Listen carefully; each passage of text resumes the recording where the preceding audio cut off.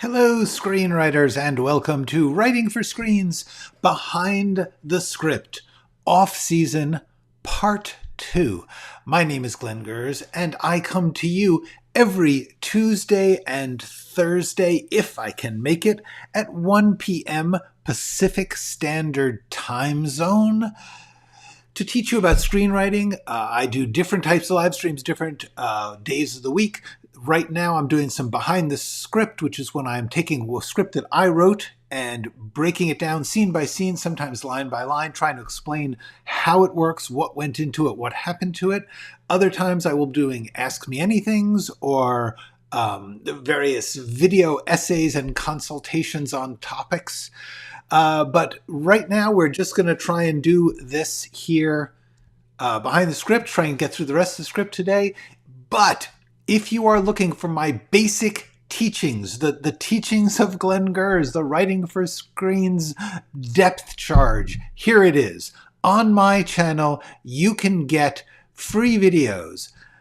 The first 3 playlists: Screenwriting Essentials, Screenwriting Tools, Skills, and Craft, and The Process, Being a Writer. That's about 30 videos right now. It's going to be going up over the next few months. Each one is about 10 minutes long. They're simple lessons on specific topics. The topic is not just in the title, it is in the thumbnail. A great big word or words that tell you it's about flashbacks, it's about genre, it's about thinking in scenes. Whatever I've got to say about that topic, I've tried to condense it down to a really simple set of tools and ideas for you to use the way you want. There is no right or wrong way to do this writing. Art is something that every artist must figure out how to do in their way to accomplish what they are trying to do. There is no formula. There are no absolute rules. And so therefore, what I'm trying to do here is give you tools, give you skills, give you ways to work so that you can figure out what's going on for you, so that you can try and accomplish what you want to do. I don't know what you should do. I'm just telling you these are things that help you do whatever it is you want to. That is the name of the game here at Writing for Screens. Hello, Donna. Hello, Wolf.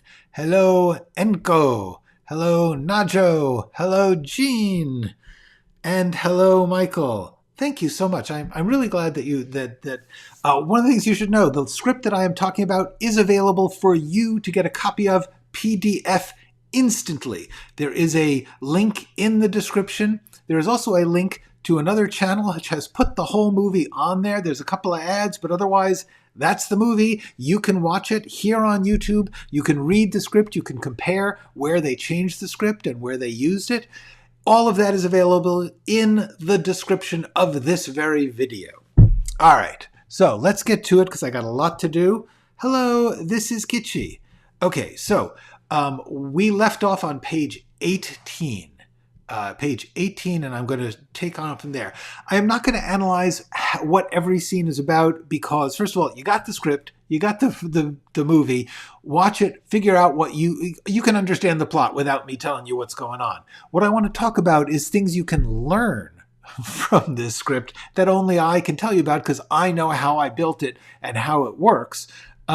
Very often, when you hear an analysis of why something is good, you find out why it's good, but you don't know how the heck they got there because it's very rarely, oh, I know what's going to be good and I'm just going to do that. It's usually more complicated than that, and often less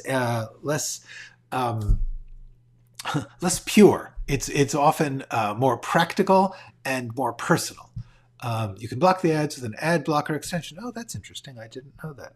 Okay, thank you so much. I'm glad you guys like it. I like it too. I'm very, very proud of this script. I'm also pleased because within reason, this script was shot almost exactly as I wrote it, which is a rare, rare thing. There are some cuts. Some locations are changed, some little bits and pieces here are changed, but overall, this is about as close as you can get considering the reality of production, which is truly, they got to change things. They do. So actually, that's one of the things I wanted to talk about is among the things that people wanted to change or needed to change that the company actually fought back against. It was really interesting because I was not a powerful writer. I couldn't say, no, you're going to do the script the way I wrote it. So as various potential directors came in, they often had massive notes. I mean, notes like this is very much a story about this kid who believes that this old man is Santa Claus or comes to be told that he is. And then there becomes the suspicion that the guy is actually a con man. And so you're going back through the whole story. Is he a con man? Is he really Santa Claus? That's the game of the script. There was a director who said, I don't want to do this con man thing. We're just going to make him Santa Claus.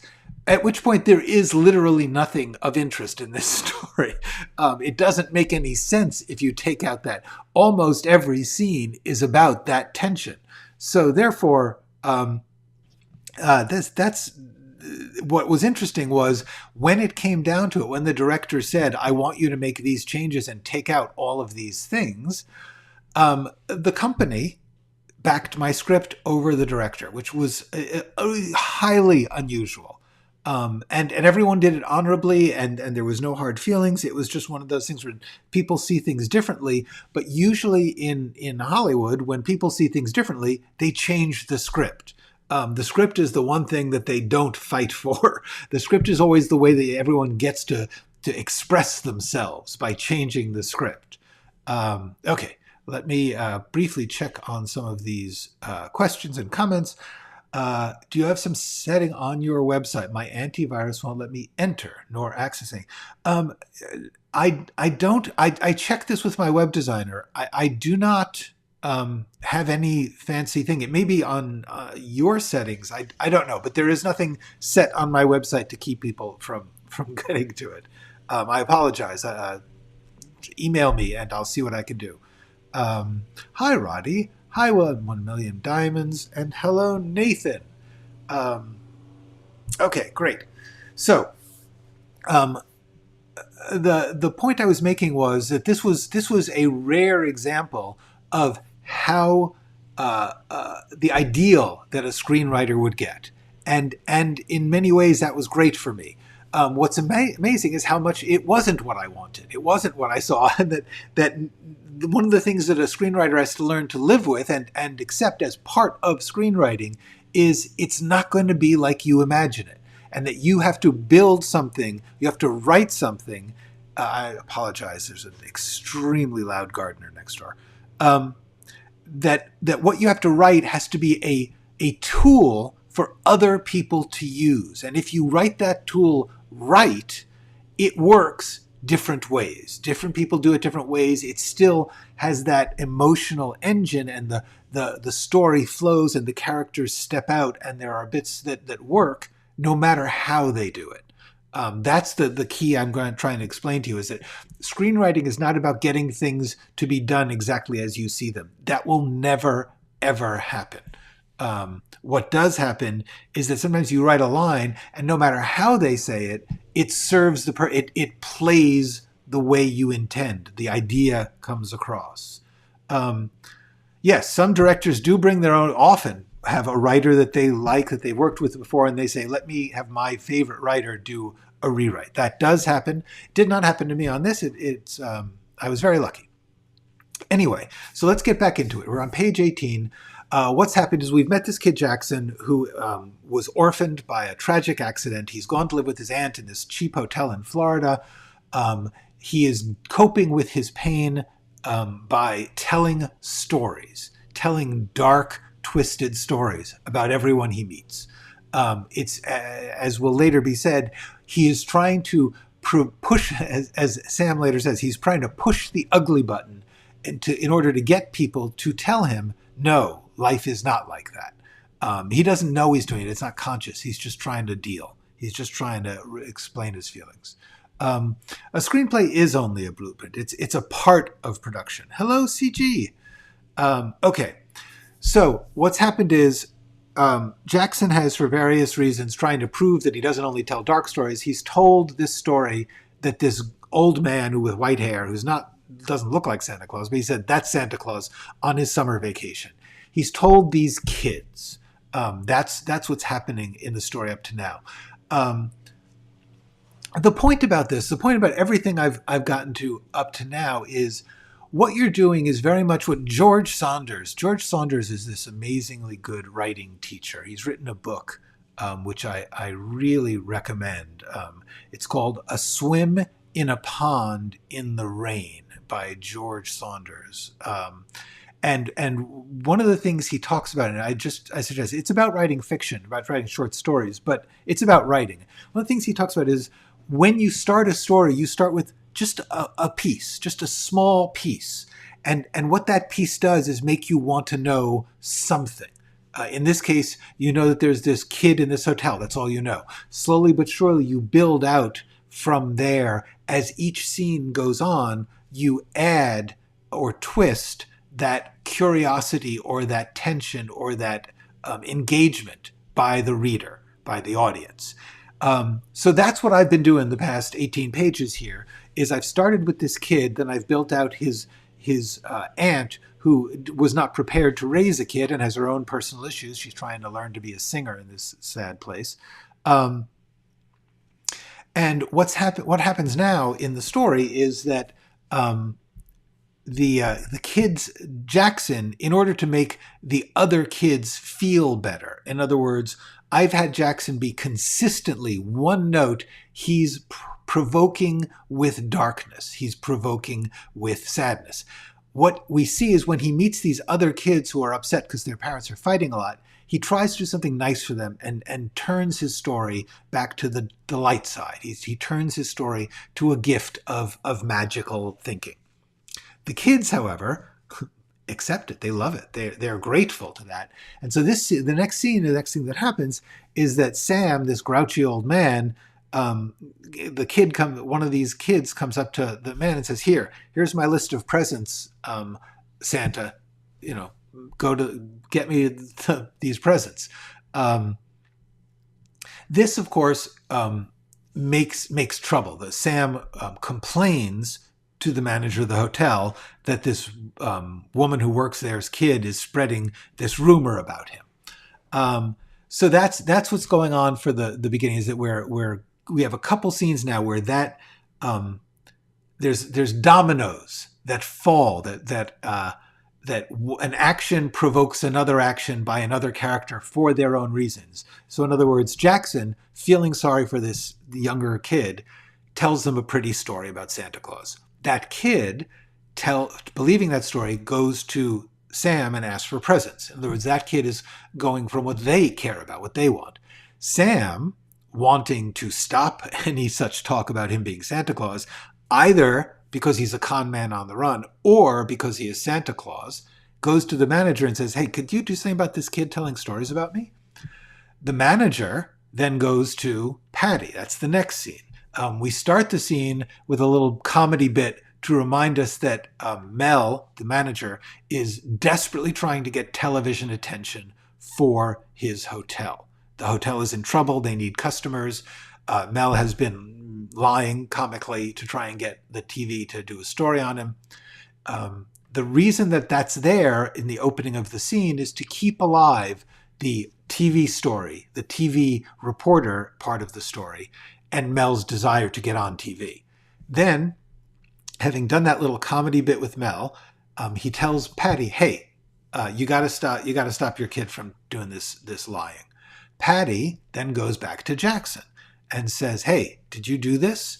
And he says, yeah, they felt bad. I was trying to make them feel better. Now that is so startling that that Patty doesn't scold Jackson, because she recognizes his empathy there, his kindness is so unusual that she is absolutely not about to come down on him. That's so. So like the dominoes have been falling in a certain direction, and then they hit this point where Patty recognizes that somehow or other the need to help the other children has opened up a part of Jackson's heart that has been closed. So Patty goes to Sam. So what's happening here is that each of these things has a consequence for the person involved. In other words, Mel wants to shut Jackson up. He tells Patty. Patty doesn't want to shut Jackson up. She wants to reach into his heart and connect with it. So she goes to Sam. The thing I'm trying to teach here is the concept that in constructing the plot that you need to do that by giving the characters needs that will provide a part of the action. You don't want, I mean, it could have been that Sam overheard this talk and went right to Jackson. I could have cut 6 scenes. However, that would have been just a coincidence. What's happening here is by giving each person an action involving their needs, you involve the audience in like, uh-oh, I saw why he did this, but it's having an unintended consequence. I hope that doesn't turn out badly. Or I hope that's funny, or whatever the audience is hoping for in a story. That's how you build a story. The point of the story is not simply to give the audience the answer. The point of building a story is to give them the pieces in which they work on hoping or fearing for the answer. In other words, when they see Jackson doing a kindness, and then they see that has a consequence, the audience begins to worry. They begin to say, uh-oh, I hope Jackson's not going to have his feelings hurt again. That's how you engage by storytelling. By not telling the whole story at once, but by building off of each piece and thinking, what is it that I would like the audience to be feeling here? You don't just give them the feeling. You think, Jackson did a good thing, and now there's unintended consequence because Mel is a selfish jerk. So Patty comes to Sam's door, and she just apologizes. Sam is nice about it, no big deal. But then Patty does an unexpected thing. That's the other thing I really want to try and... The one thing I'm really proud of in this script that I'm really going to try and... I don't know how to teach this, but doing the unexpected thing is really important.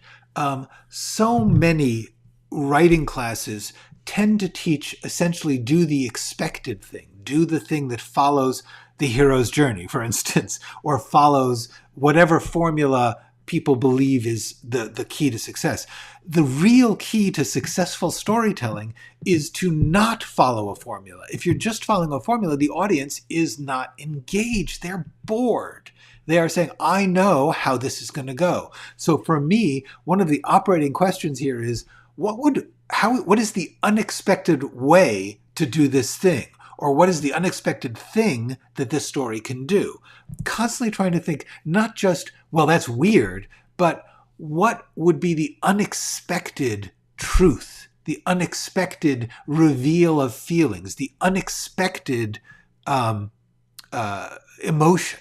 Those are the things that I'm looking for. So what I got here was when Patty heard that Jackson had made up this story about this man to make these feel better, she goes to apologize, and then she impulsively says, hey, maybe you could connect with the kid. And she's very awkward about how she says it. And he is totally reserved at this way. He's just waiting to hear what she wants. And she works her way towards it. She just says, I hope you could be kind of available. And he says, you're not asking me to pretend to be Santa Claus, are you? Now, the funny thing about this is that I'm also, and none of this was conscious thought. When I was writing it, I didn't think, this will accomplish this. I thought it simply felt like I was thinking, what would be funny in this grouchy old man and this woman who's trying to find some emotional magic, some emotional healing?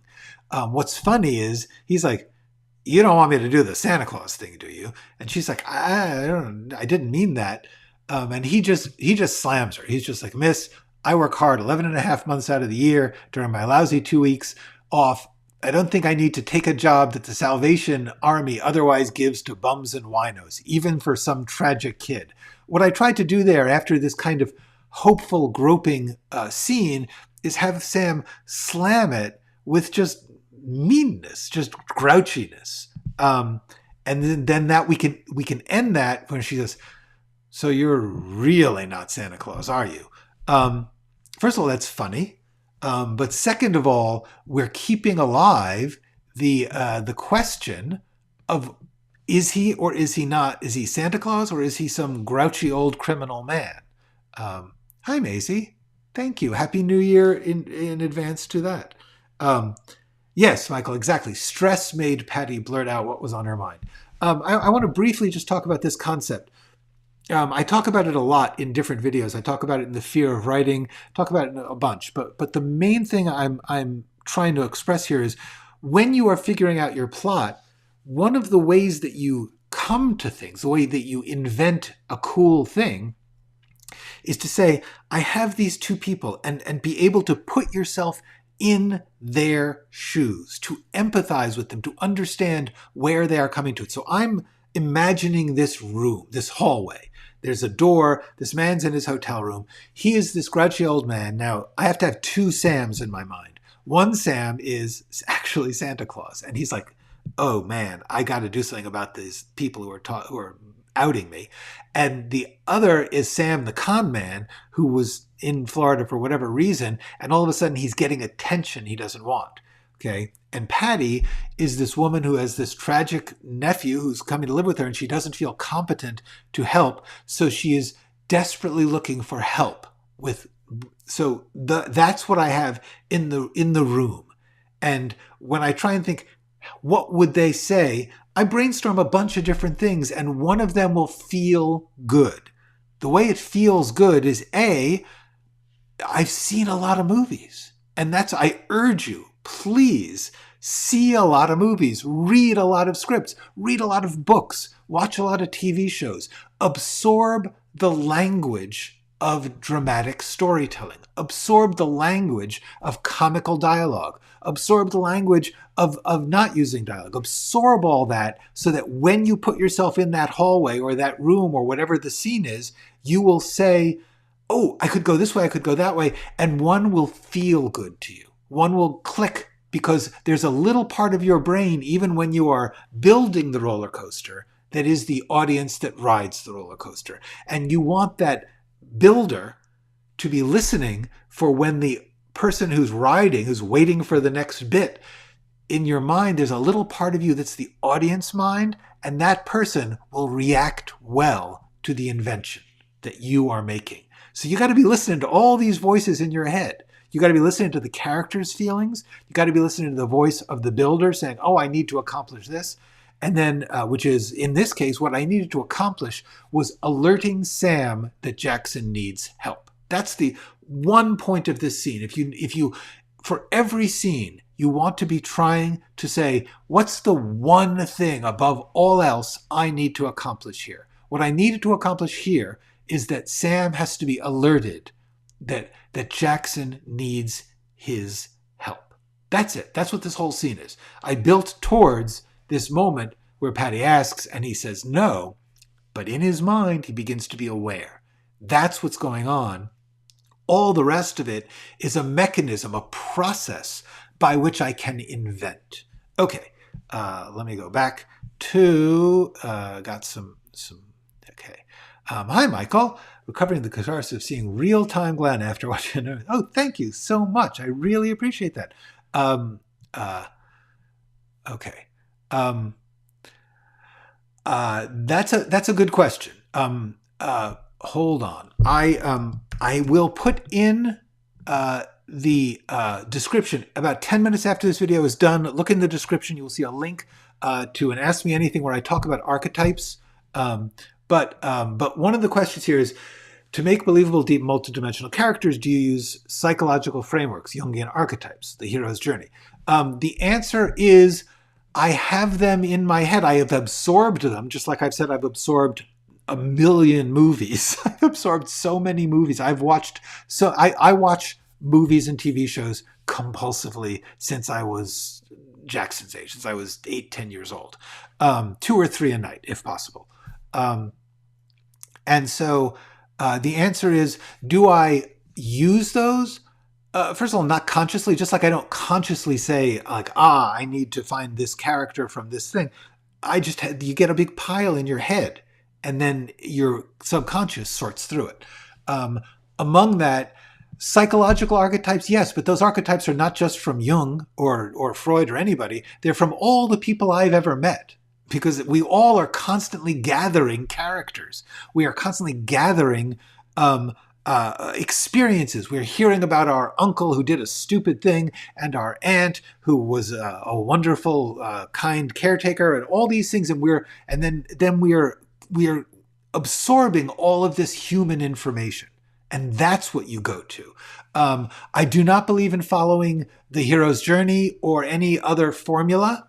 I believe you should know as many formulae as you can. You should read every screenwriting book you can after you've written your own writing and after you've watched some good movies or bad movies.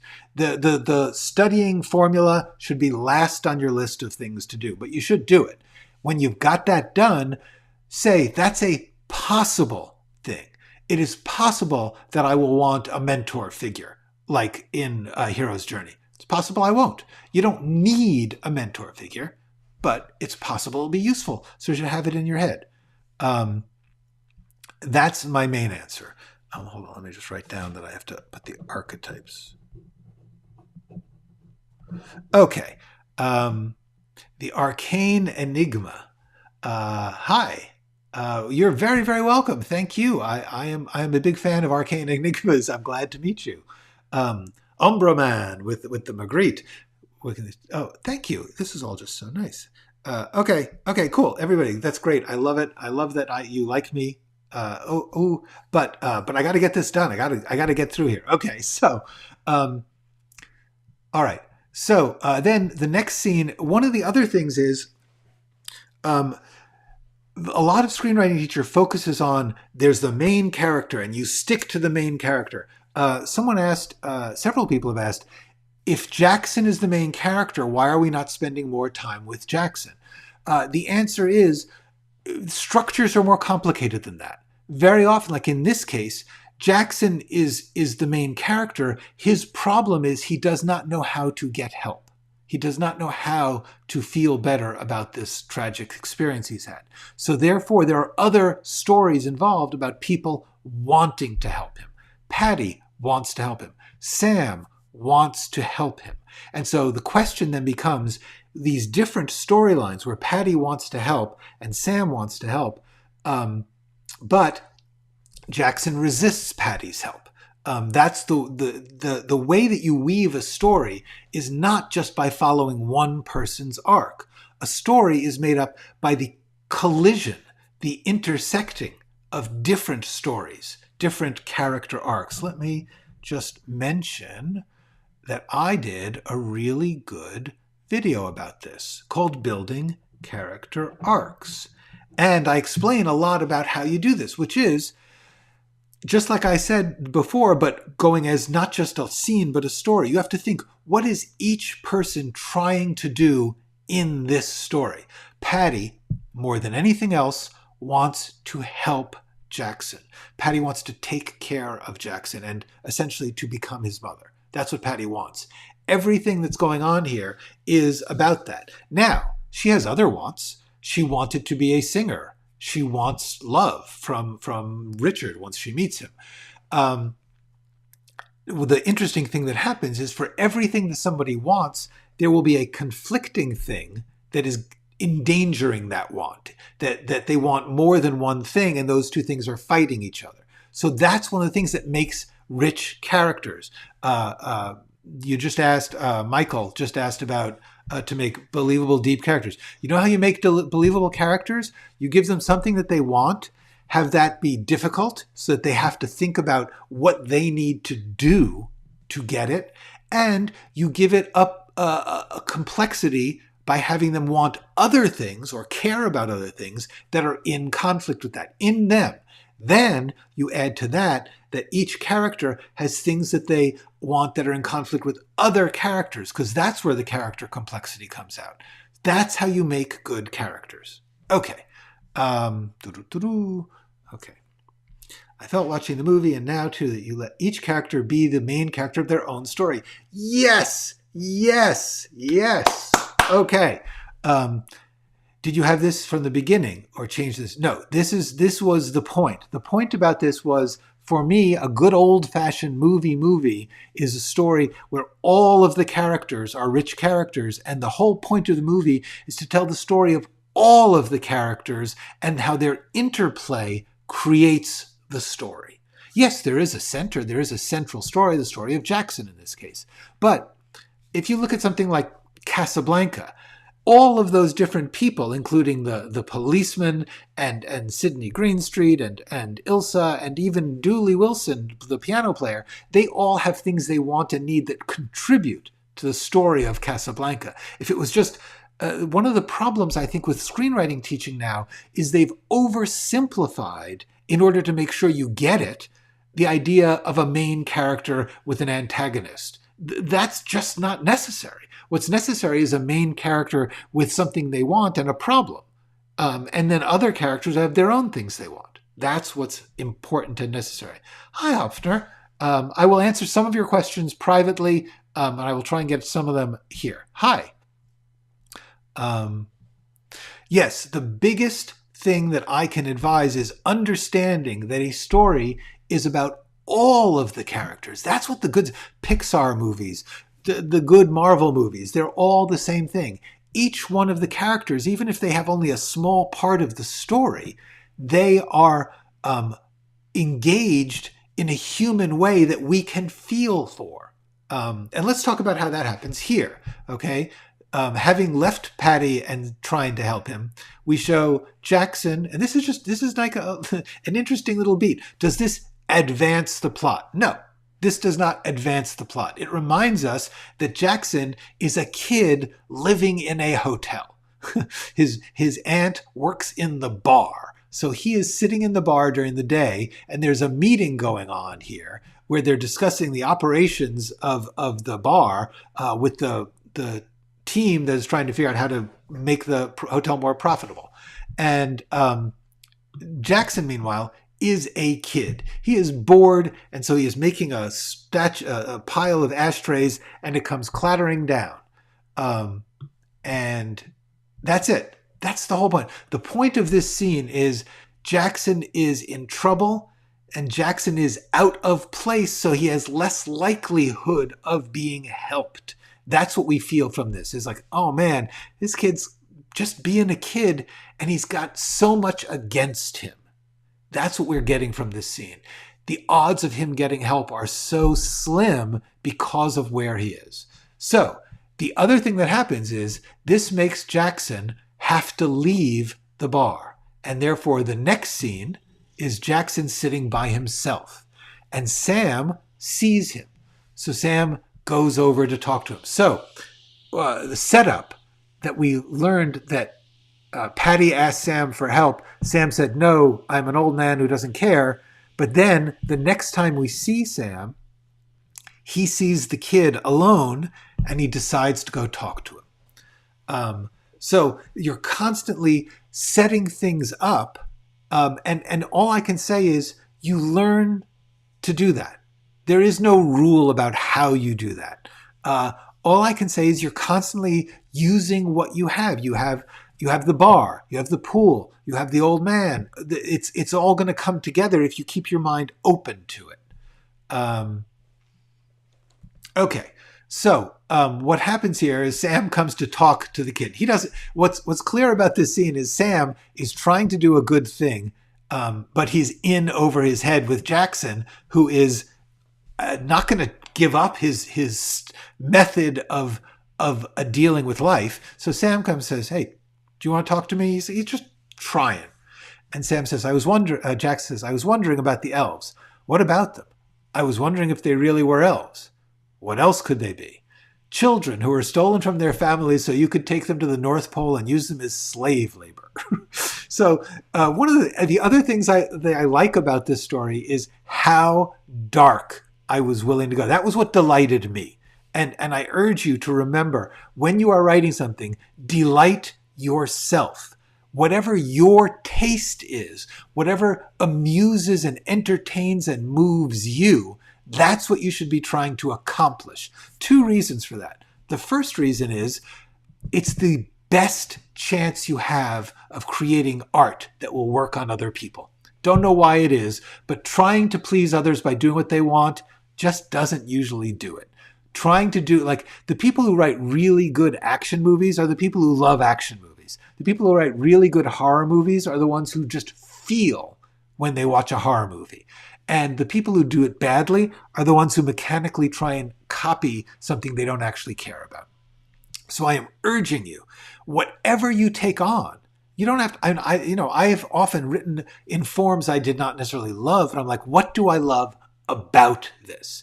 What I love here was I was like, I'm going to do a family holiday movie where this kid is really dark and funny. And that just seemed so dangerous to me. It seemed so close to being offensive and horrifying.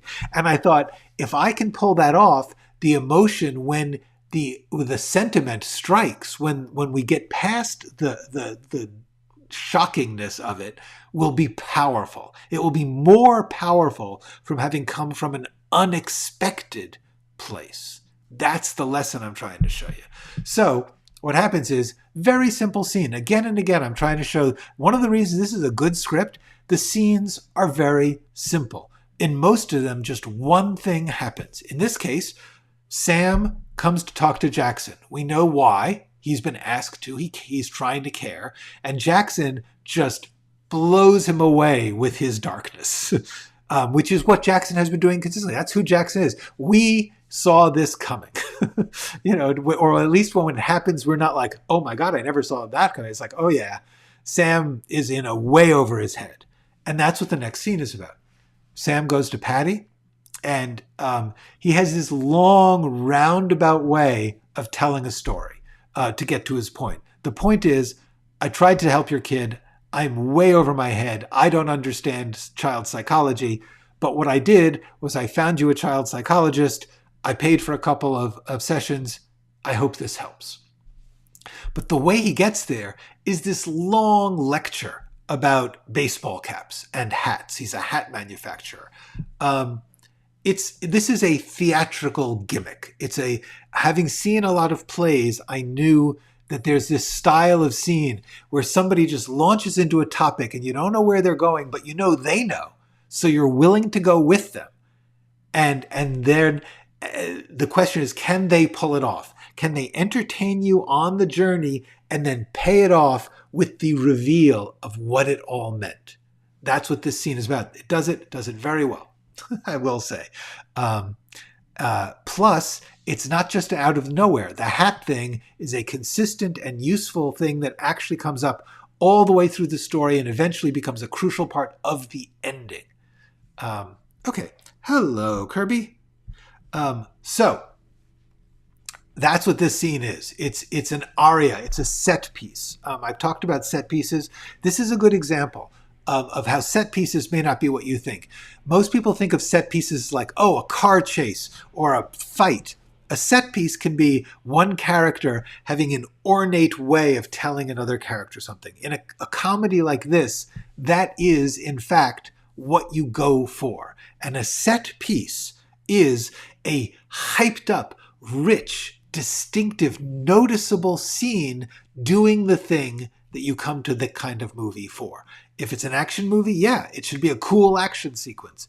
But in this kind of movie, which is a character comedy, what you go for is, I want to see these characters being funny and interesting and entertaining, and that's what this scene is. It's a set piece. Okay. So the next scene, and there's really a story logic to this. Okay, we've introduced Jackson, kid with a problem. We've introduced Patty, woman who wants to help. We've introduced Sam, who may or may not be Santa Claus, but the main thing is he said, I will help you help him. I'm going to send you to a psychiatrist. Next scene is Jackson is being taken to the psychiatrist. There's a very strong story logic. In other words, person A does something in scene A. Person B in scene B is saying, okay, I am taking from that and taking the next step. Kestrel, hi. Delighting yourself is yes, that is really, really good. Please, I'm going to delight yourself. That is here. Let's make that a thing. Delight yourself. Let's make that a thing. Let's make that a thing that we make big. Delight yourself. There we go. Okay. Now I'll have that to use. Okay. So so we know that Patty has been given an opportunity to help Jackson. We see Patty taking him, and he's it's just a joke, but the point is to show Jackson does not want to talk about his feelings. Because obviously, if Jackson wanted to talk about his feelings, he wouldn't be doing this roundabout thing where he keeps provoking people with stories. The whole reason he does that is because he doesn't want to talk about his feelings. Otherwise, he would just say, gee, I'm really sad and scared. But he can't say that. So he says sad and scary things to people and sees how they react. So this is just a gag. He says, I don't want to see her. She says, oh, and she says all the typical grown-up things. He's a doctor you just talked to. It makes you feel better. He says, I feel fine. Nothing bothering you? Of course something's bothering you. Well, you can talk to him about it. What's bothering me is having to talk to him. It's just a joke. It's just an ornate, well-built joke. Okay. Hi, Mark. Glad that you joined. Yay. Thank you. I am chuffed too. Much chuffing here. Chuffedness. How much do you work or thinking reflection before you sit down to write a scene? A lot. A ton. Yes, I absolutely do. You definitely should check out my, gotta say, this is where these videos here, check this out. Screenwriting Essentials, Screenwriting Tools, Skills, and Craft, and The Process, Being the Writer. It's about 30 10-minute videos. Watch them one by one at your convenience for free. Watch it as you like it. This is where you are going to get the absolute best advice I have on things like this. So the question of how much do I deliberate or reflect before writing? A lot, because for one thing, I outline. And in the course of that outline, I ask questions. These are all topics of videos. One video is called Outlining. One video is called Process of Questions. Please watch them. They are very, very helpful, if I may say so myself. Anyway, the point is that yes, I reflect until I feel I know as much as I can without actually knowing the words. That's how far I go. As I have, like I just said, in this next scene, what I did was I said, okay, I've got Jackson, I've got Dr. Zimmer. The point of this scene is to introduce Dr. Zimmer as this somewhat in-over-his-head child psychologist. That's the point of this scene, to introduce Dr. Zimmer. That's the whole point. Basically, the scene is like Good Will Hunting. The doctor comes up against this kid who's just way smart and way perceptive, and it's just like this therapy is not going to be easy. That's the whole point of the scene. For one thing, it is the famous my 6 questions. Let's talk about this. Here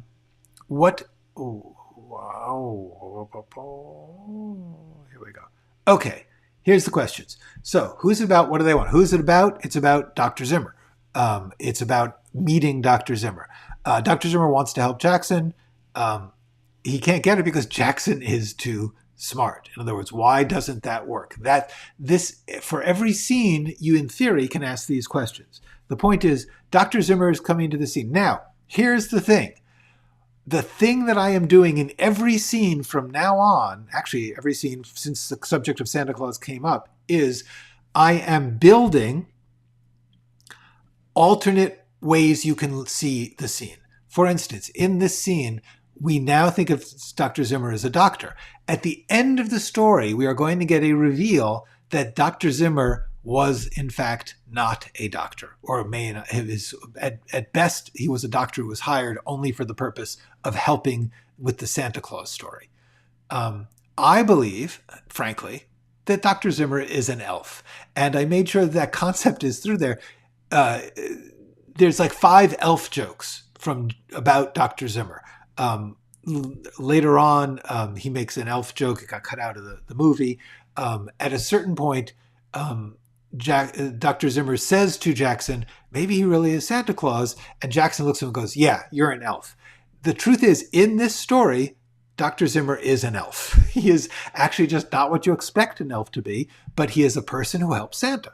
That's his job. And I tried to make sure that that was clear. There's little hints all the way through that Dr. Zimmer, he's playful. He's an elf. It's just that simple. Anyway, that's the point of the Dr. Zimmer scene. Then there's a consequence of that. In other words, Jackson overhears Dr. Zimmer taking a personal call during his session, which is another hint that Dr. Zimmer is either a really bad doctor or not a doctor. Dr. Zimmer is not a doctor. He is a guy, and while he is doing this elf job, he's got a wife and kids, and he's got a personal life, and so therefore he's his need is to deal with his personal life, even though he's got this thing to do for this old Santa man.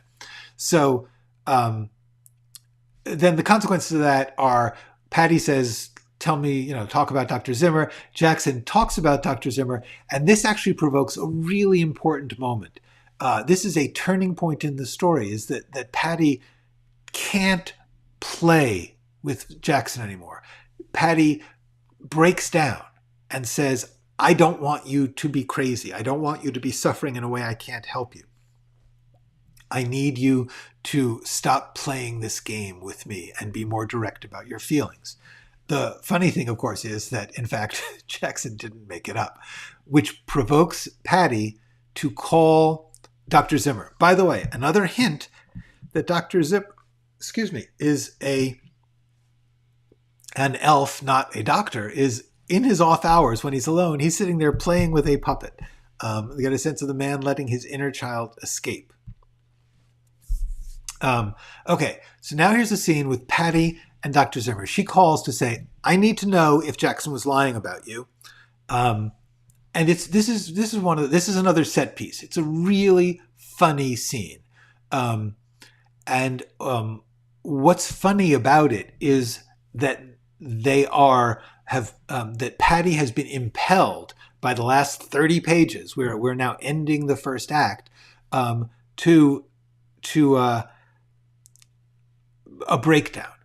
The breakdown she had in the car is continuing. She is deeply upset and confesses to the doctor about her fears and about how she got into this situation.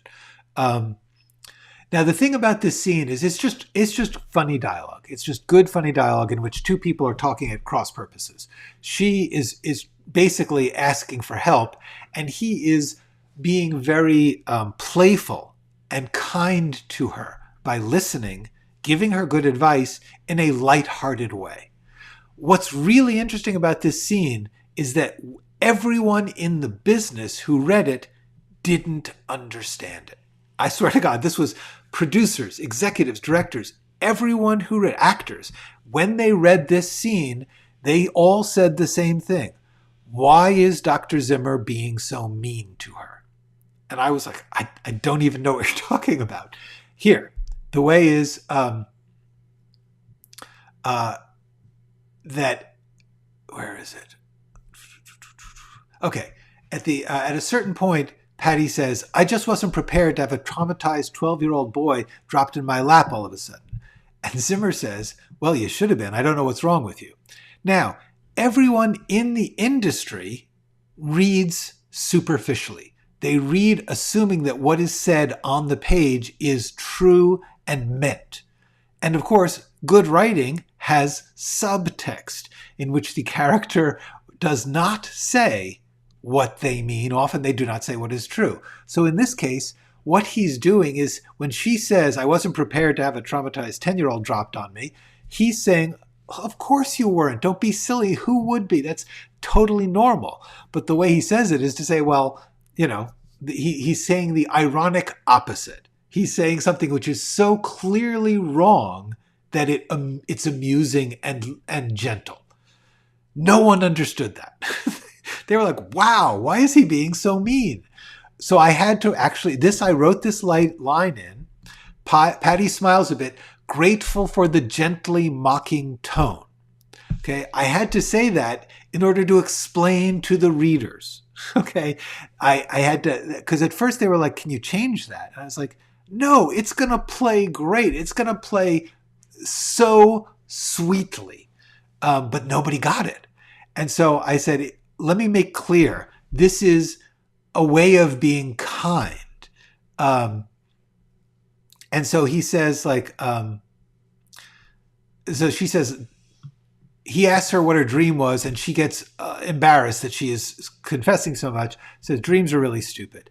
He says, I've always thought so, which is just funny. He's a psychiatrist. He shouldn't be saying that. Then she says, are you going to charge me for this? He says, no, I wasn't really listening.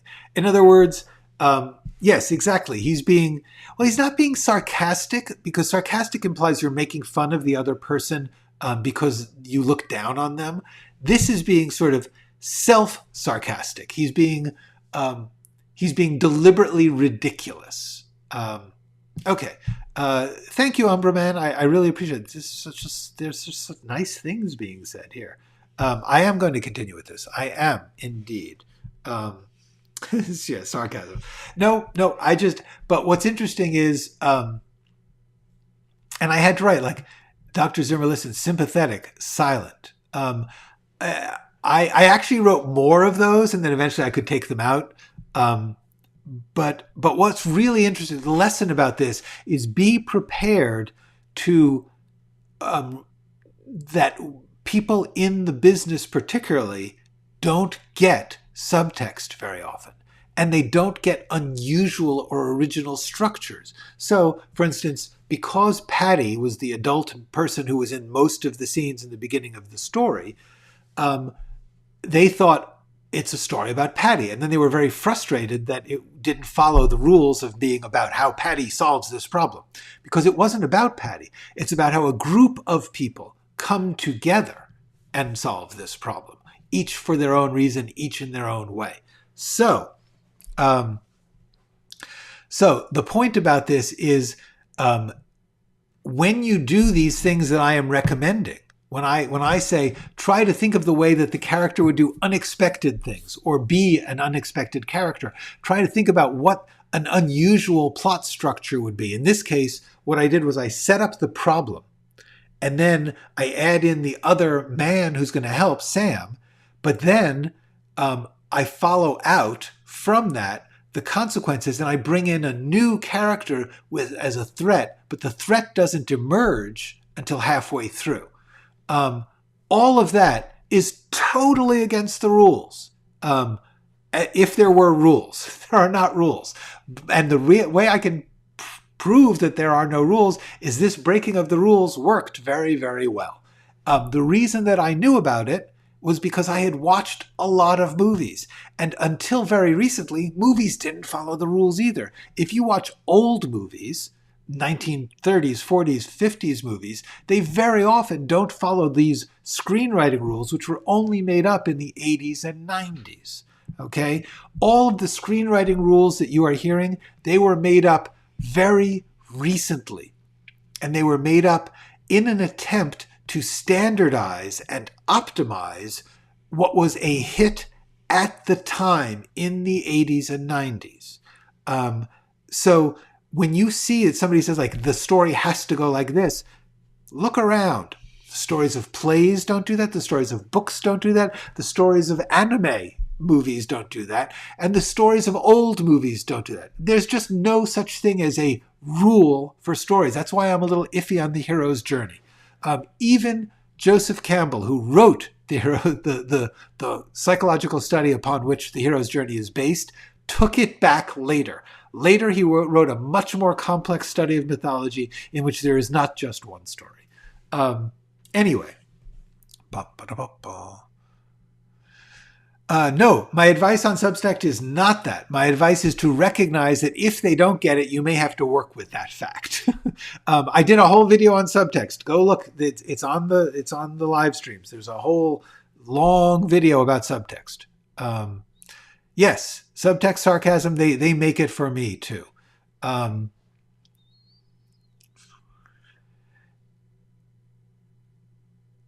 subtext is between the lines. If you get it, the audience doesn't work for it, and I feel it's not said. Yes. That's if it's obvious. Exactly. Yeah.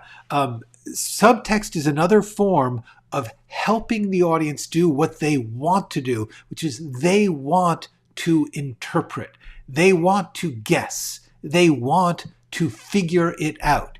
If you tell them everything they need to know about a character, they do not enjoy the story because they are looking at the story and wanting to interpret. So you've got to give them the pieces to interpret over time. Each new piece helps them to understand or develop the character. That's what the audience is doing when they go into a story. Audiences are not passive. They do not want to be told everything. They want to be told some things so they can figure it out. Okay, so what happens after this is there's some more bits where the dominoes of the rumor of Santa Claus is moving outwards. This is an important plot.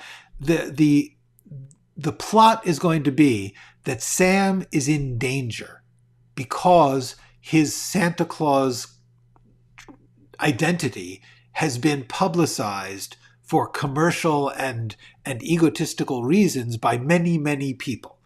Each person who is putting it on the news is doing it because they want something out of that. But the consequence is that essentially a boulder has started rolling down the hill towards Sam because Sam clearly does not want publicity, does not want people to know that he's Santa Claus. That's the reveal of the end of the first act here on page 35. A little late, but still, I'm okay with it because a lot has been happening. He says, you have to stop telling people I'm Santa Claus because I am Santa Claus. So obviously it's awkward if you go telling everybody. That is the center of the story for Sam. Okay? Sam is trying to help Jackson, but in doing so, he is facing a threat. Something bad will happen to him if people know he's Santa Claus. And he is telling Jackson that.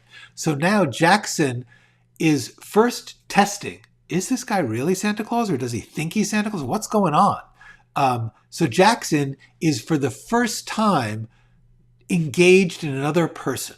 He is trying to understand what is Sam's game. Is Sam, because the thing is Jackson, the reason that this worked for Jackson is Jackson wants to believe in magic. Jackson wants to believe that the world is not dark and scary. However, his experience has been the world is really dark and scary. And so he doesn't quite trust it. So Sam is saying, no, there's also good in the world. Jackson is trying to figure out if that is true. And that is the relationship of Sam and Jackson. Jackson is testing Sam.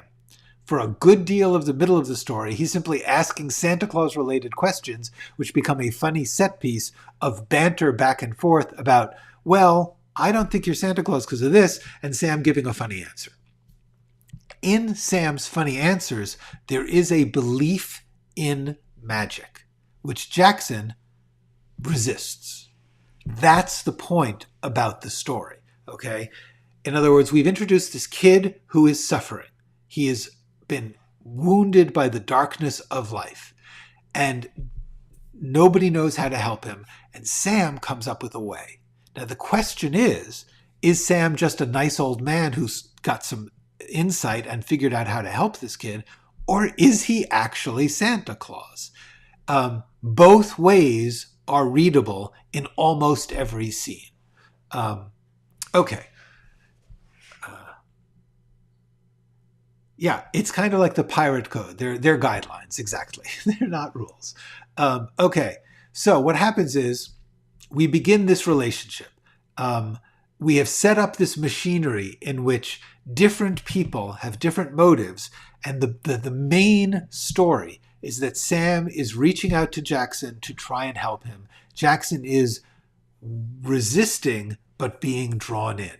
While that happens, the dominoes that were knocked over by that story getting underway are on the side building to a cataclysm that is going to come down and sweep over that story.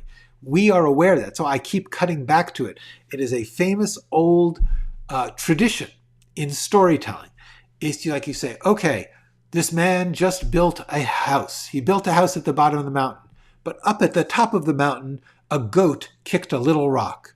And now, every once in a while, as we show this man building his house and building and setting up his life, we show that little rock kicked by the goat was hit another rock, and that's a bigger rock. And now there's more rocks, and the rocks are coming down, but this man at the bottom of the mountain doesn't know. But we keep going back to tell you about it so that you know a bad thing is coming. That is how you tell a story. It's how you build suspense. It's one of the many tricks of storytelling. Not the only thing you need in a story. It's not required in every story, but it's just a nifty trick. And that's what I'm doing in the middle of this story. We are watching the house get built of Sam and Jackson, in which we have several scenes in which Sam is just damn funny about being Santa Claus. He's an irascible but smart and kind of logical Santa Claus. And Sam's point over and over again is, I am not your average Santa Claus, but I have a really strong vision of magic. And he says, okay, here's magic. And then Jack says, I don't feel different. Sam says, I'm not in charge of how you feel. It's magic. You want it or not. That line is crucial, and it will come back later when Jackson will finally take it on. That's what the story's about. Jackson being saved by magic, by Sam. It's either the magic of love, the magic of kindness from a person, or the magic of magic, the magic of Santa Claus. Either reading is possible, although I really tried to tilt it by the end to actual magic, because it's a Santa Claus movie. Okay, so that's what's happening all during this middle of the story. It's a lot of funny stuff. Unfortunately, they had to cut some of it.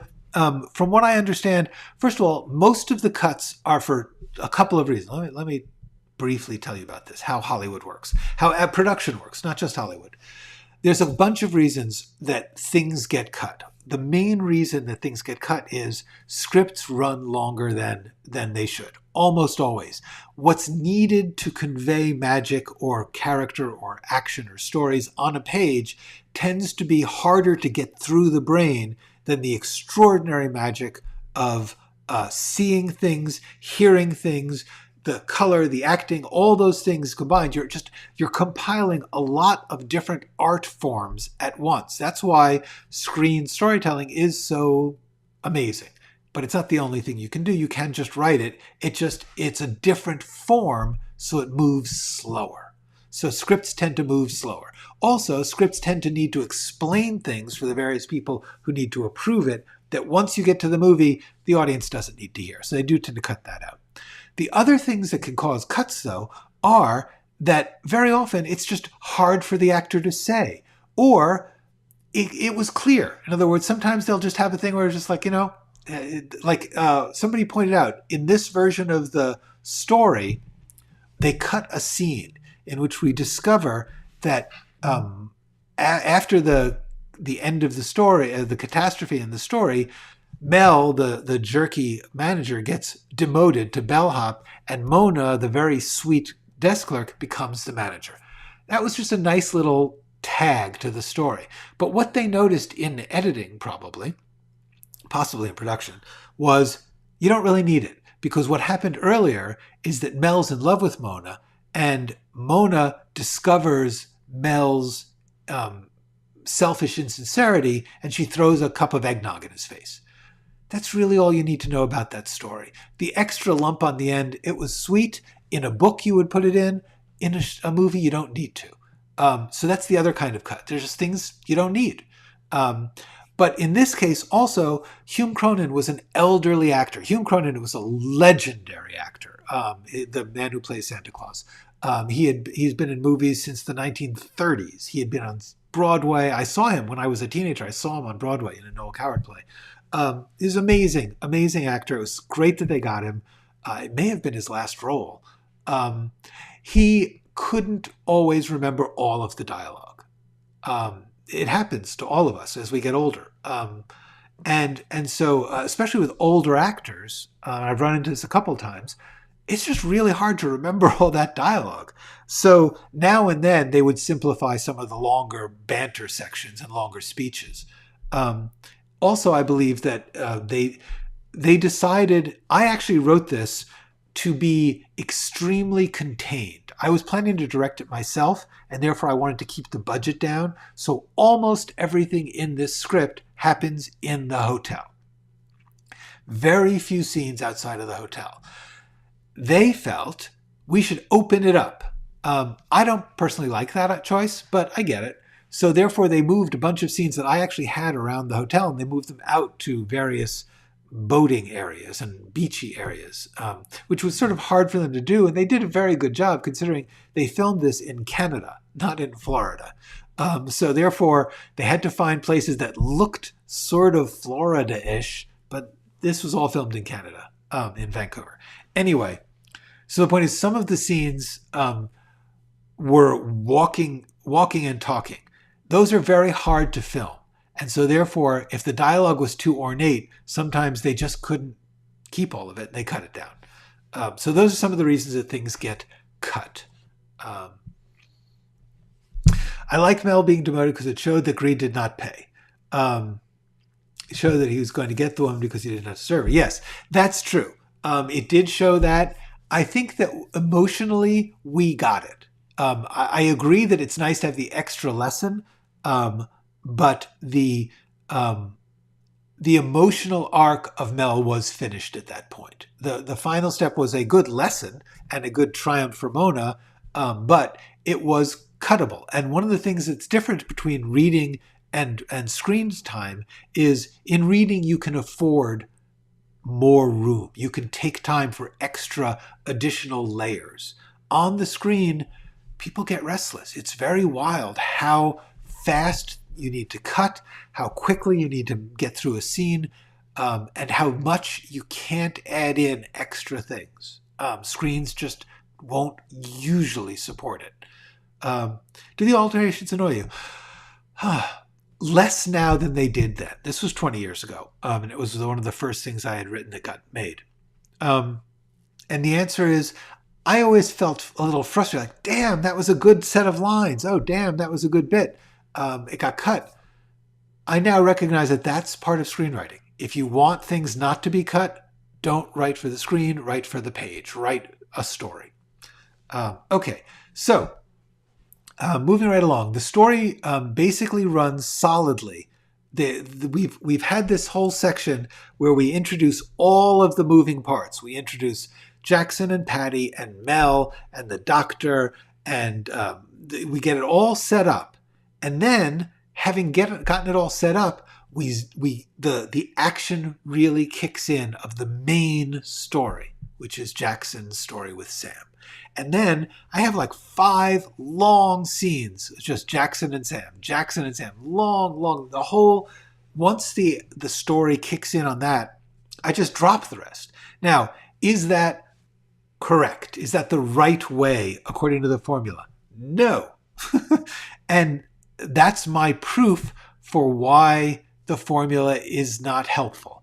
Because what I knew when I was writing this was, like I said, if you're the ride that the audience was on.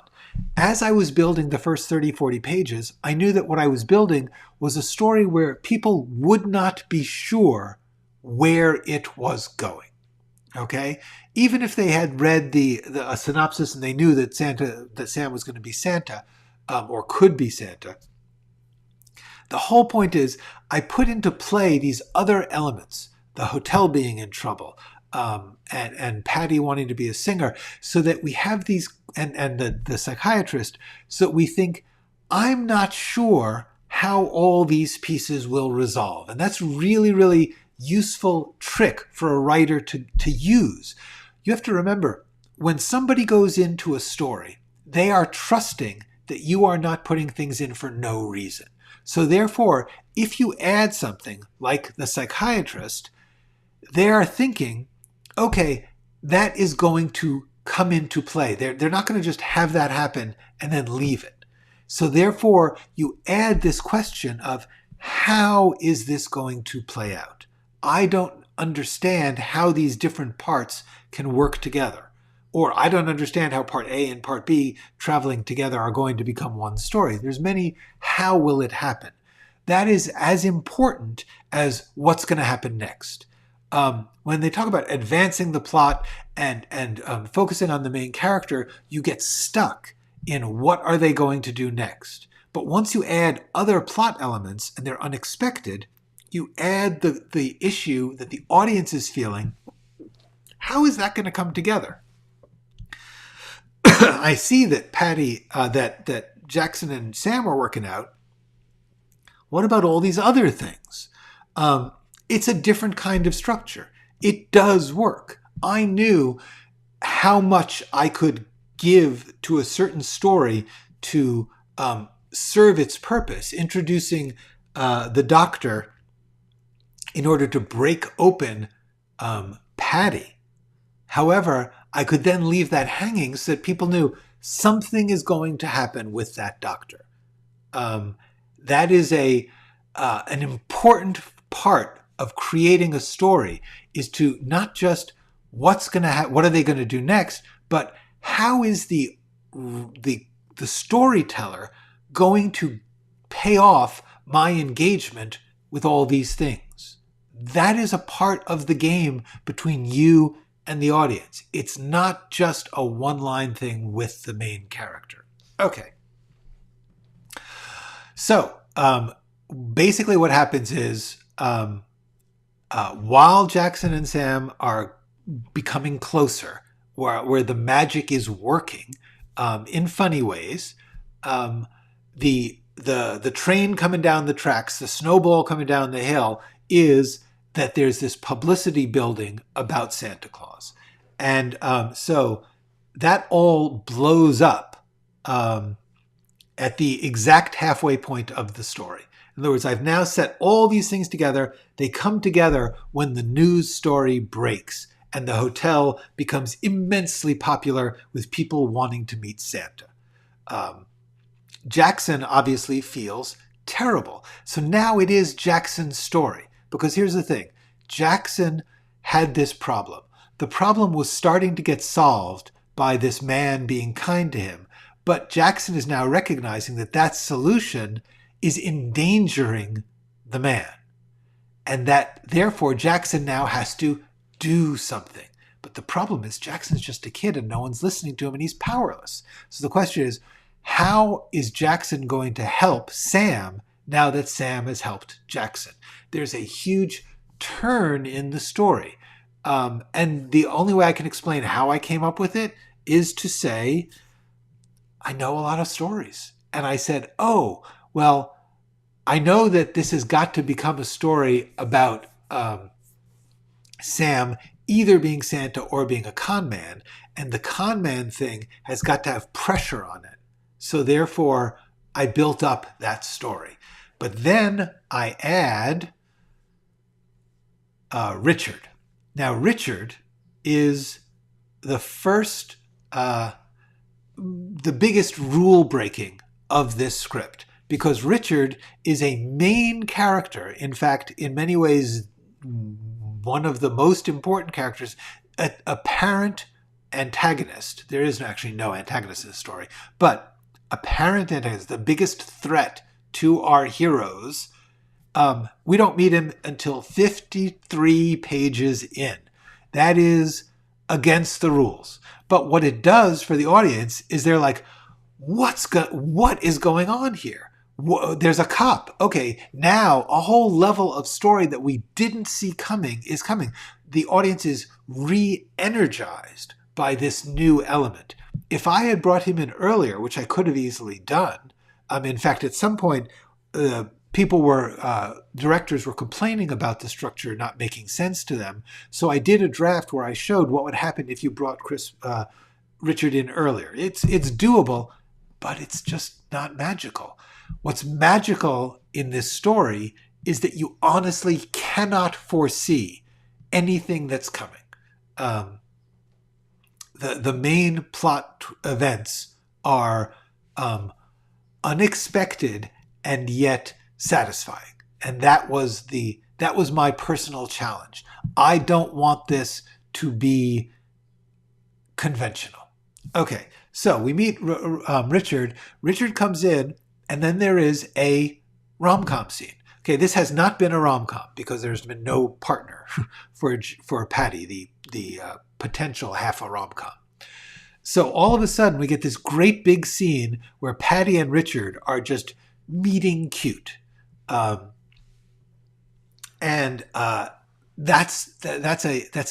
it's another set piece. I really took my time with the rom-com element, but during the rom-com element, we see Jackson seeing the badge and gun that Richard has. So Richard is both a rom-com element and an enormous threat because he is clearly law enforcement, and B, he's lying to Patty. And if we like the rom-com stuff, we are very concerned about the fact that there is a dark problem within it. Now, this is not from Jackson. Jackson is seeing it, and we have a little bit of The Boy Who Cried Wolf. Because what's happening here is Jackson has been making up stories about people being dark and lying and being all sorts of bad things. Now, when he says, I am telling you this guy is lying, no one believes him. He's always making up stories. Anyway, so that was another one of the tricks. Is I knew if I had a kid who was always making up stories, you want to establish The Boy Who Cried Wolf. It's too juicy a twist to not use. Okay, so then the other thing that happens is, having seen this threat, Jackson goes to Sam and says, run, leave. Listen, there's a guy here. He's a cop. He's after you. Get away. You don't have to stay for me. But what that brings up for Sam is, that means you didn't believe in the magic. I'm staying here to give you the magic, the belief in something good. And so Jackson's saying, please leave now.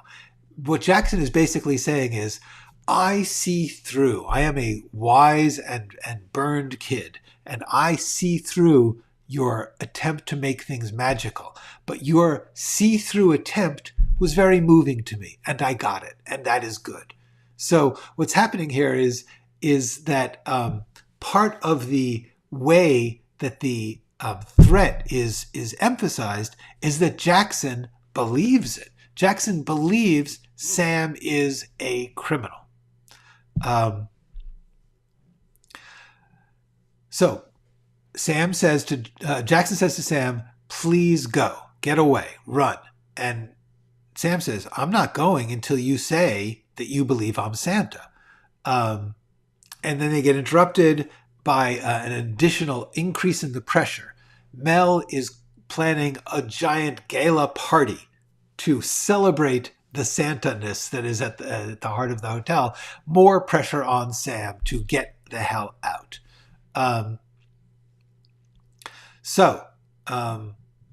Here's the Maybe You're Really an Elf to Zimmer line. Okay, then the next section of the story is basically twisting up these elements. These elements are, Sam is staying to prove to Jackson that he's Santa. Jackson is afraid that he has endangered this kind man. Richard is both extremely lovable to Patty and very clearly lying and a threat. The next Richard Patty scene is another great rom-com scene, just a great dialogue in which Patty finally reveals her dreams, and he seems to really like her and she seems to really like him. So that makes all of the lying and the threat worse. If you asked earlier about characters. If Richard was just a hard-boiled, nasty villain, the threat wouldn't be so strong. He would just be like, oh, bad guy, stay away. But this is a case of an extremely lovable, good guy who apparently has a job to do which will be terrible. Kestrel.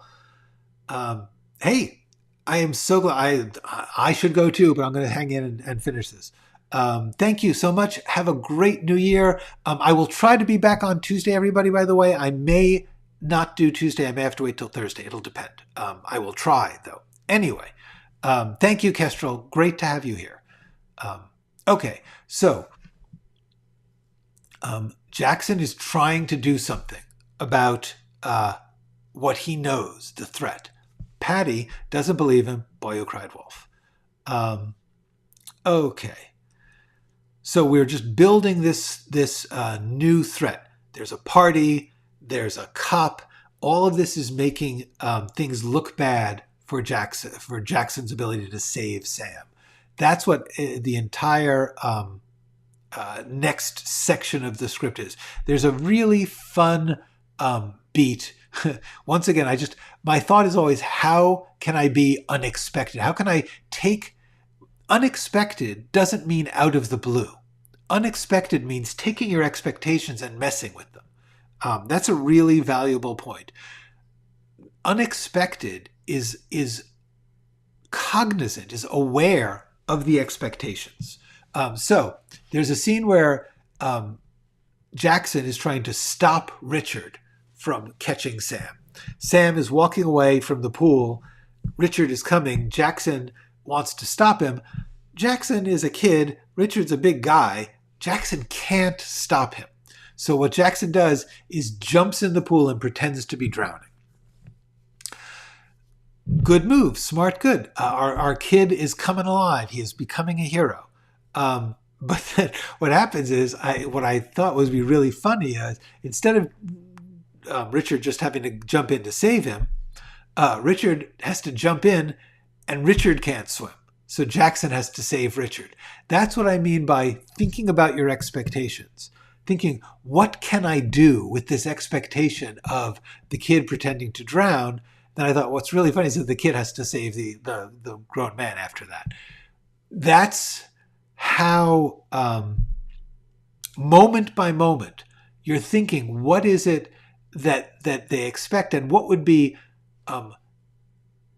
an unexpected twist that is also revealing of the truth. It's revealing that Richard is incompetent. Richard may be a threat, but we keep undermining his dangerousness. The other thing is, we are showing that Jackson is stepping up and becoming more of a hero. There was another thing we were showing there, but I can't remember what it was. Anyway, so now we're moving to the third act. Okay, things have gotten really bad. Jackson gets into Richard's car, and what I wanted here in the second half of the script is just constant escalation. Things have to be getting worse. Things have to be getting more complicated. So what I thought was, well, what are the things? Jackson is now on the case of proving Richard is bad. So he has to leave the hotel. That would be very scary for everyone. It would emphasize the realness of danger. In other words, if a child goes missing, this isn't just a cutesy story anymore. That's very, very scary. The other thing that happens is we've got a scene where we see what appears to make it clear that Richard is definitely lying and definitely law enforcement, that Jackson is right. Once again, everything in this story can play two ways. It's either Richard is definitely law enforcement, or actually Richard is definitely an actor who is being hired to play law enforcement, and the call he's making is not, I don't want to arrest this guy. It's, I don't want to pretend to arrest this guy. The lines work either way. Okay. So basically, this all builds to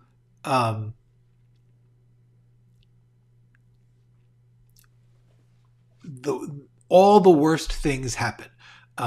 Sam is exposed as a criminal. He is arrested. And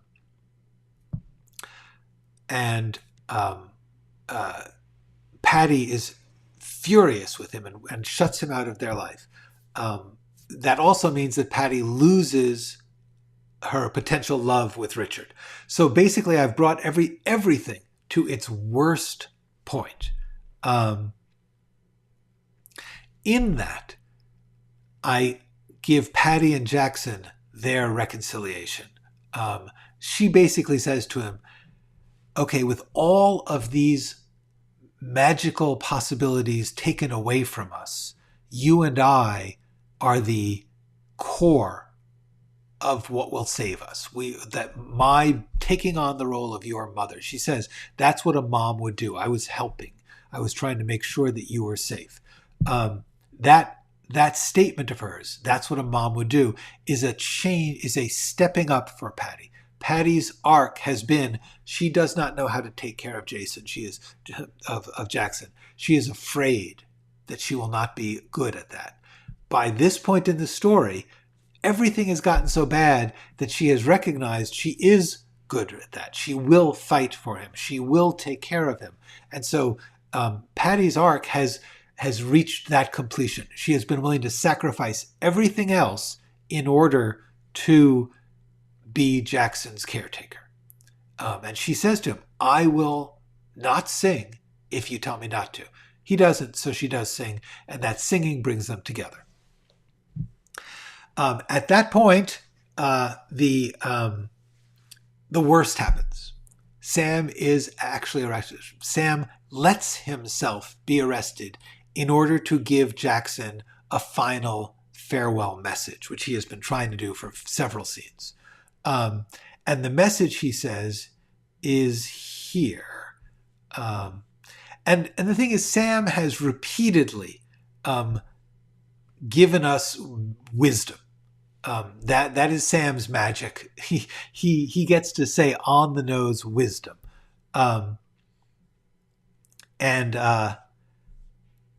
In this final scene that Sam has with him, he says, listen, no matter who I am or what people think I am, even now we're keeping both possibilities alive. What I was trying to do here was give you a gift. That's a theatrical trick. In other words, I am putting this message in the framework, the language of Christmas, of a gift. That's a way of using, like, once you've chosen your genre, once you've chosen your method of communicating with the audience, you try to do things within that language. So Sam has a message. What I wanted to do was put that message in Santa Claus-like terms. So he says, sometimes the gifts we get are not the gifts we ask for. In other words, you had a tragedy in your life, but it's given you the gift of this Patty who is going to take care of you and be kind to you. But the important thing in life is to take gifts we're given and learn what to do with them. That's, in the sense, I thought, I knew that I had to give wisdom. And what I had to think was, what do I consider wisdom? I couldn't just take wisdom from the formula. I had to think, what do I authentically believe is wise? And that's where I came to. This was one of Sam has a bunch of wise lines. This is one of them. Hi, Vicky Fox. Glad you're here. Okay, then the rest of the story is very simple. Everything has gone to hell. Every single thing in the story, except Jackson and Patty, is ruined, which allows us to know what the center of the story is. The center of this story was Jackson and Patty, which is what we started with. So as much as it might feel like I wasn't telling the story right, I was telling it in such a way that you didn't see how obviously Patty was going to step up. Because also, is that any surprise?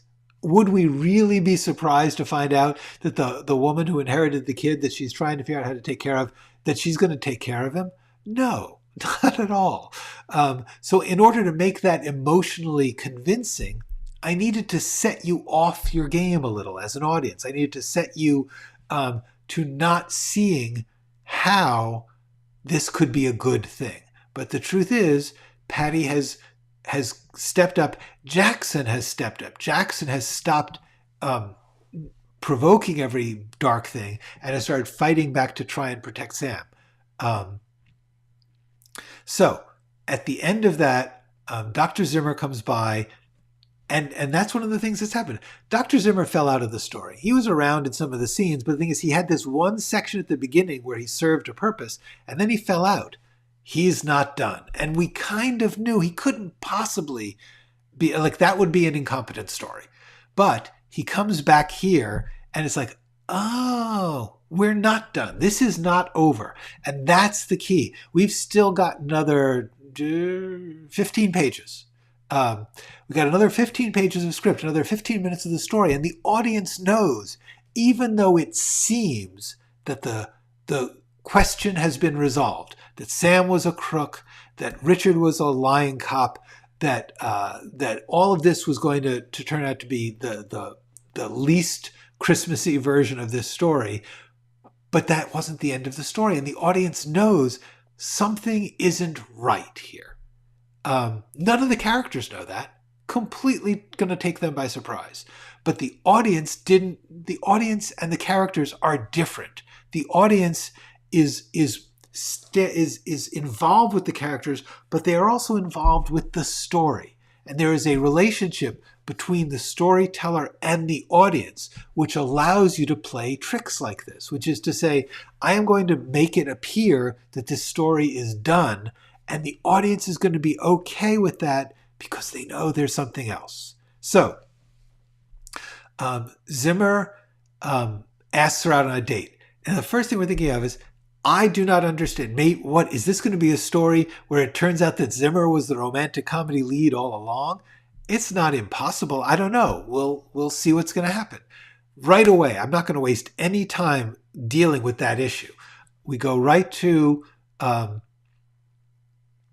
Patty saying, hey, let's try and accept this new phase of our lives. And Patty basically says, I guess you and I both wanted some magic a little too much. It seems like that's going to be the lesson. Then Zimmer is just the worst date ever. And then all of a sudden, in this terrible dinner theater, Richard shows up. And I really was proud of myself for this twist, for this reveal, this way of explaining, because I knew that I had to explain that Richard wasn't really a cop. That was built in. The question is, how are you going to have it happen? There were, Jackson could have gone back to his apartment and confronted him. There's lots of things that could have happened. But what I thought was, how fun. If he's been hired to play the part of a cop, who is he? He could be a criminal, a con man. But I thought, if he's playing the part of a cop, he's an actor. What can I do with an actor? I thought, and what can I do with an actor in Florida? Florida, for those of you not from America in the 20th century, don't know how it is now, but in 1990, Florida had a lot of dinner theaters. And dinner theaters were mostly very bad theaters, where you would go to watch a play and eat your dinner at the same time. This meant that usually the food wasn't that great, and the play was didn't matter if it was good or not because you were getting dinner. So the point is, Richard is not only an actor, he's a bad actor. Once I had that in my mind, he's an actor, what if she sees him acting? That could have been she sees him on a TV show or something, but the Florida-ness of it, use what you have. That is a crucial lesson. I try to teach it often. Use what you have. The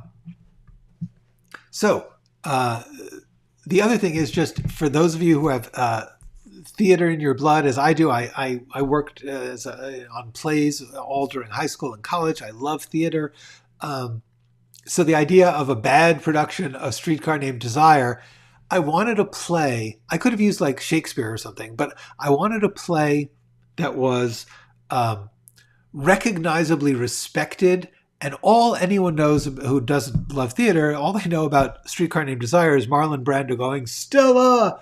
And I just thought that would be fun because it's not copyright. You can't copyright Stella. And I thought it would just be a funny way to make Richard look sillier.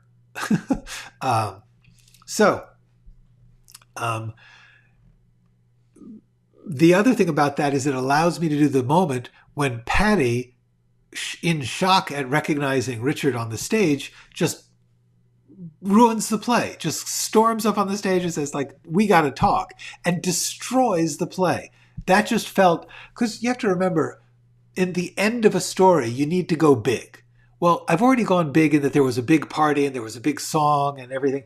I needed something bigger. It doesn't have to be bigger physically. It had to be bigger emotionally. It had to be more outrageous. It had to be more unexpected.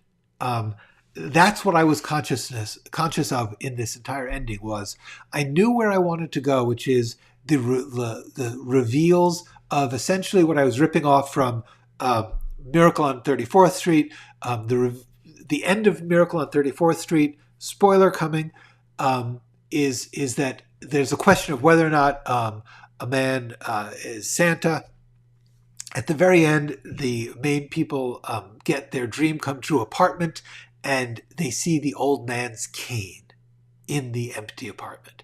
So I was just ripping that off. I was absolutely taking that. They're going to go to this empty office, and but Sam, I made him a hat manufacturer. It's not his cane. It was his hat. So I knew where I wanted to get to, but I needed something outrageous to pivot to that story. This is one of the things I most love about this story is every single thing about Richard works both ways. You can understand it either way. The truth is Richard was lying. Richard is an actor. Every single one of his lines is actually secretly telling you this. Not telling you this, but is authentic. Like when they say, "Are you a cop?" He could say no. Anyway, so there's this great. There is within this structure. One of the things I was very pleased about is it's only 3 or 4 scenes. Richard and Patty have a complete rom-com in 3 or 4 scenes. They meet cute. They get to know each other. Boy loses girl, then boy gets girl here. It's an exact full rom-com story arc in a subplot to my main plot. Once again, how did I know I could do that? I don't know. I'd seen a lot of movies. I knew that this was something that I'd never seen before, but I knew it was doable. Like technically, I could figure out a story in 4 scenes. So this scene with Richard and Patty is just a great, great scene. And then we get the magic. Finally, Jackson believes in Santa. And he says that's why he had to do all this. In other words, this is the scene where Jackson explains the plot. He's explaining the plot to the audience in the guise of having Patty need to have it explained to her. Jackson then completely repeats the lesson that Sam had and a bunch of other things that Sam said.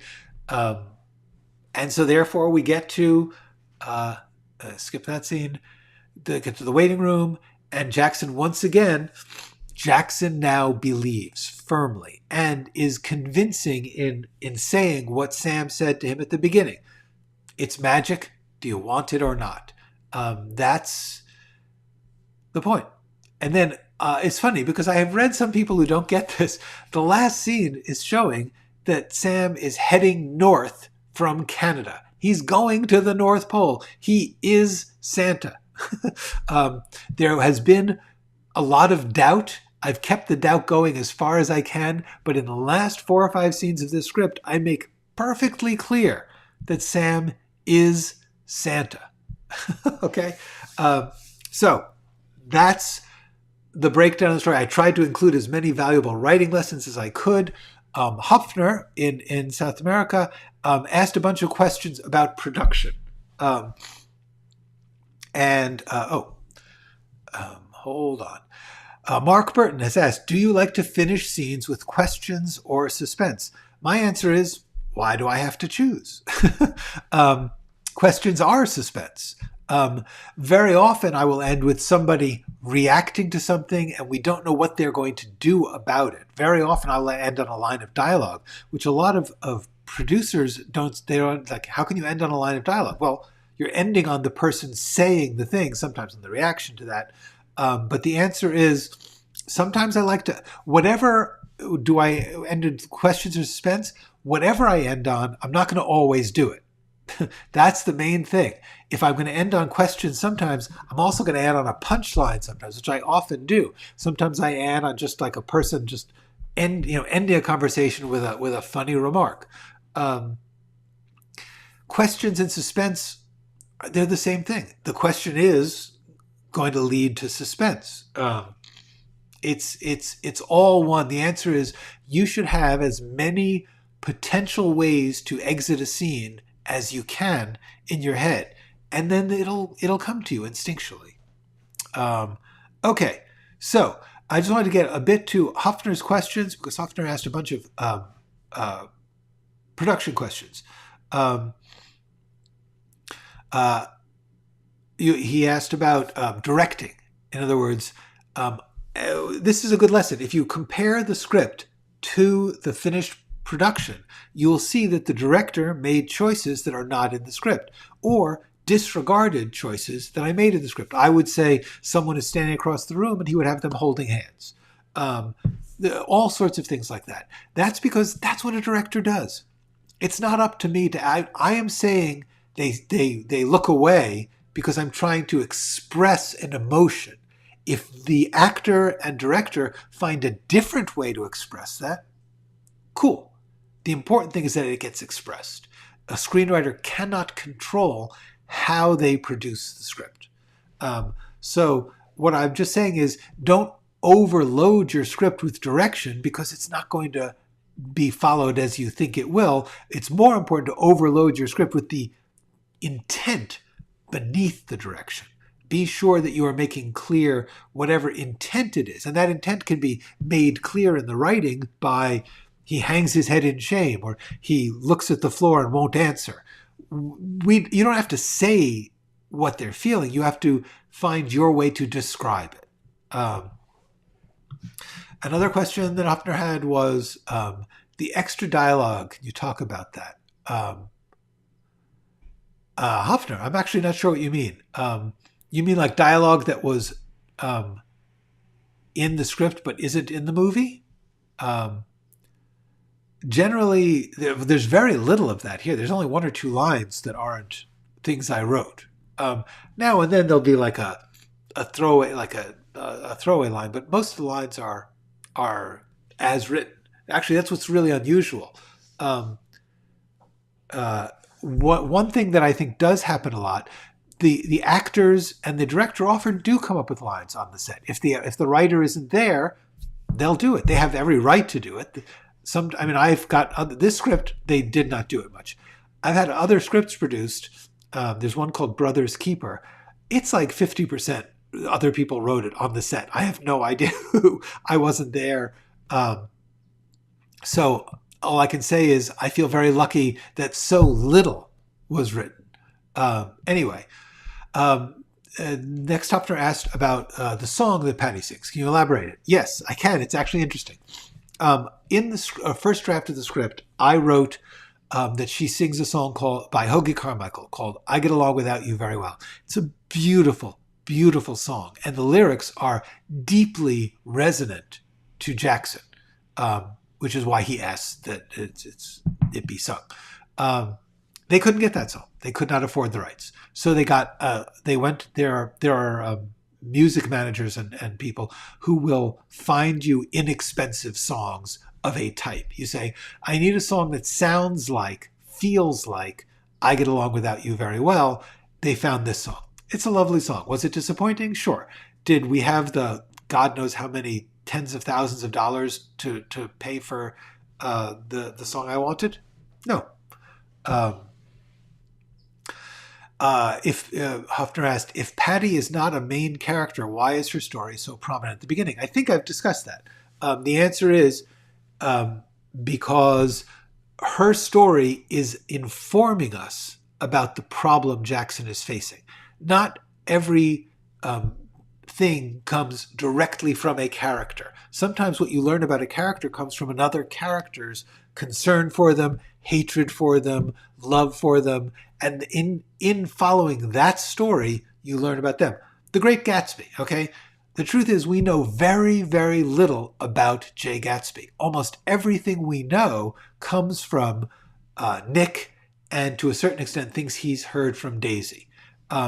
Gatsby is, in essence, the main character. And actually, Gatsby is a great lesson if you want to learn about structure, because it breaks every rule, but it works brilliantly. In many ways, The Great Gatsby is the story of Nick. But Nick is actually the narrator. He is the one who has experience of these dramatic events, but he's actually secondary to the whole central story. It's a very, very simple and yet complex story. I would highly recommend taking The Great Gatsby, the book, apart, scene by scene, and saying, how is this story being told? Not all of it translates to screen work, although the Robert Redford version, not a great version in many ways, but the script by Coppola is very, very true to the book. And as such, it's a remarkable case of seeing how you can take a non-filmable story and film it. So that's a little lesson there. Then about casting. No, I do not. I do know things about casting, but I do not know anything about the casting of this. The question was what the casting of the kids, and the answer is I was not present for the production of this. My own son was young. He was just like 2 or 3, and I didn't feel I could comfortably leave home, leave my wife full time, taking care of the family, to go up to the set in Vancouver at that particular time in my life. So I didn't go. I regret that in many ways. I would have learned a lot. I would have met a lot of people who I admire a lot. Charlene Fenn and Adam Arkin and Hume Cronin. I mean, holy crap. Bruce Davison, nicest man in the world. I loved him. I think his performance is among the most amazing things in the movie.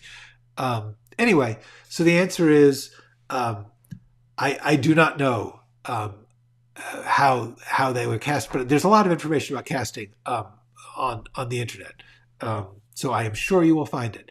So I think we've run long. I'm going to close out, say Happy New Year, wonderful, safe New Year to all of you. Next week, we will get into some new stuff. I will do an Ask Me Anything. I will probably be here Tuesday the 4th, but if not, Thursday the 6th. Have yourself... it's not too late to network and learn. That is absolutely true. Okay, all of you, have yourself a great new year, and also go write something.